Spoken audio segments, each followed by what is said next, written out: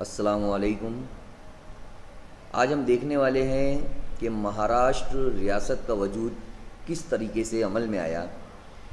تو اس طرح ہماری مہاراشٹر ریاست کا وجود عمل میں آیا ہے کہ آزادی کے وقت ہندوستان میں چھوٹی بڑی کل 600 ریاستیں ایسی تھیں جو مکمل خود مختارانہ طور پر حکومت کر رہی تھی۔ اس وقت کے وزیر داخلہ سردار ولبھ بھائی پٹیل نے ان ریاستوں کو ملانے کے کام میں کافی دلچسپی لی۔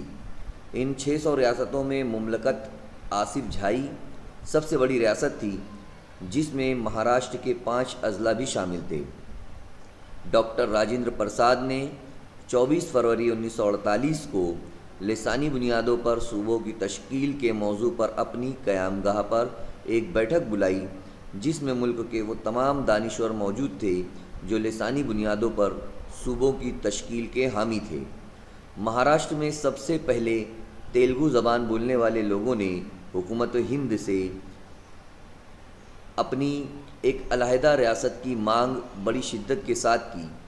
اسی دوران آندھرا پردیش کے ایک گاندھی وادی اور جنگ آزادی میں حصہ لینے والے رہنما پوٹی شری راملو نے تیلگو زبان بولنے والوں کی ایک علیحدہ ریاست آندھرا پردیش کے مطالبے کو لے کر 58 دنوں تک بھوک ہڑتال کی۔ اس وجہ سے ان کا انتقال ہو گیا۔ پھر حکومت نے اس معاملے کو سنجیدگی سے لیا اور 19 دسمبر 1952 میں آندھرا پردیش ریاست کا قیام عمل میں آیا۔ آندھرا پردیش کے قیام کے بعد پورے ملک میں لسانی بنیادوں پر صوبوں کی تقسیم کو لے کر عوامی تحریکات زور پکڑنے لگیں۔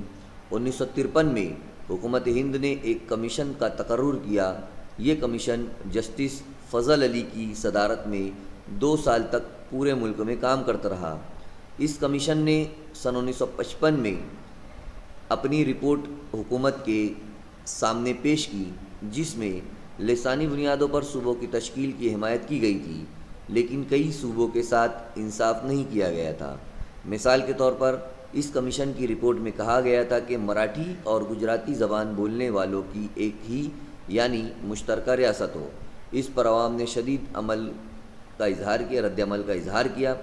اکتوبر 1955 میں مہاراشٹر کے کانگریس کے اراکین کانگریس ہائی کمان کے پاس گئے، پر ان کے اس مطالبے کو بے بنیاد بتاتے ہوئے علیحدہ ریاست مہاراشٹر کے منصوبے کو مسترد کر دیا گیا۔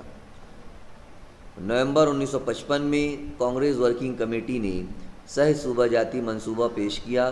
اس میں یہ کہا گیا کہ مراٹھی بولنے والوں کی ایک ریاست مہاراشٹر اور گجراتی بولنے والوں کی ایک ریاست گجرات بنائی جائے اور ممبئی کی بھی ایک علیحدہ ریاست بنائی جائے۔ اس منصوبے کے اعلان کے ساتھ ہی ممبئی میں کئی عوامی مظاہرے ہوئے۔ 18 نومبر 1955 میں ممبئی میں سیناپتی باپٹ کی قیادت میں ودھان سبھا کے سامنے ایک ہڑتال کی گئی، جو مکمل طور پر کامیاب رہی۔ پولیس نے مجمع پر گولیاں چلا دی، جس میں 9 افراد ہلاک ہو گئے۔ وزیر اعظم نے جنوری سن 1956 میں پارلیمنٹ میں یہ اعلان کر دیا کہ ممبئی شہر مرکز کے زیر انتظام ہوگا۔ اس فیصلے کے بعد حالات اور خراب ہو گئے اور 80 سے زائد افراد پولیس کی گولیوں کا نشانہ بن گئے۔ اکتوبر 1955 میں متحدہ مہاراشٹر کمیٹی کا قیام عمل میں آیا۔ اس میں ایس ایم جوشی، بھائی ایس این ڈانگے، شاعر امر شیخ، نانا پاٹل وغیرہ شامل تھے۔ حکومت ہند نے مہاراشٹر کے عوام کی مخالفت کو دیکھتے ہوئے ممبئی کو مہاراشٹر میں شامل کرتے ہوئے 2 لسانی صوبوں کا قیام عمل میں لے آیا اور اسے ریاست بمبئی کہا گیا۔